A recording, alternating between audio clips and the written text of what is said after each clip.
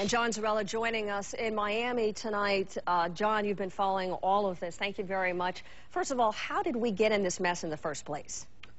Well, we got into this mess because about 18 months ago, the Democratic National Committee set out its rules, and they said, look, there's going to be Iowa and New Hampshire and Nevada and South Carolina, and they're going to be allowed to go in January. No other state can move up into January.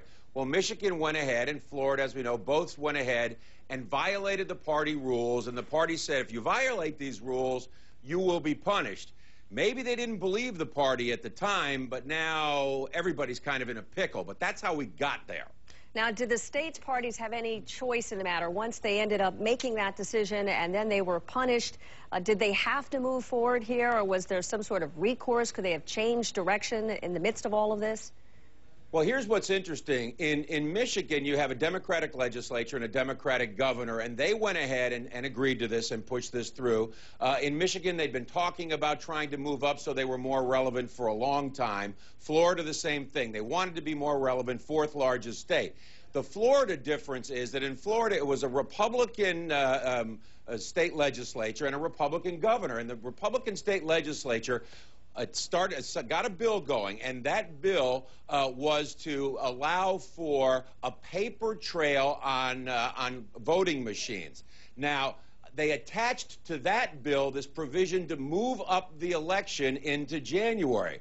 Well, the Democrats in the state legislature, the minority, said they absolutely could not vote against any bill that would attach a paper trail, given what happened in 2000.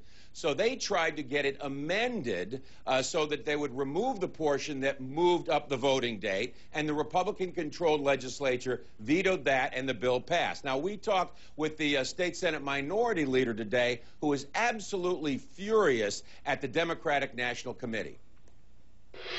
We are being punished for something that that passed as a priority of the Republican Speaker, the Republican Senate President, passed by a Republican legislature, and signed by a Republican governor over the objections of the Democrats in both chambers, and I cannot understand what they're doing. And by the way, if they wanted to punish anybody, and I can't figure out why they would, then they should punish the legislature. Why are they punishing the 1.7 million Florida Democrats that voted in November?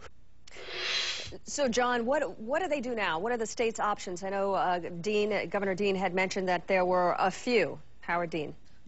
Yeah, there are a few, and one of the things that they can do is they can try to appeal, that's Michigan and Florida, to the Credentials Committee. And the Credentials Committee decides disputes over delegates. Now, there are 186 members of this Credentials Committee. They are chosen by state delegates, the presidential campaigns, and by the DNC leadership. But the problem with that is that this Credentials Committee is not seated or chosen until the end of June, which by then, if the Credentials Committee turns down the petitions by the states and says, no, we're not going to seat you, it's already going to be too late to do anything about coming up with another primary or caucus before the actual Democratic convention. The other option, of course, is hold the caucus now or a second primary. The problem is, as we know, nobody wants to pay for it. In Florida, they're saying $20 million to do another primary. Suzanne? Oh, it's big bucks. Okay. Thanks, John. I know it's confusing. Thanks for keeping up with all the details there.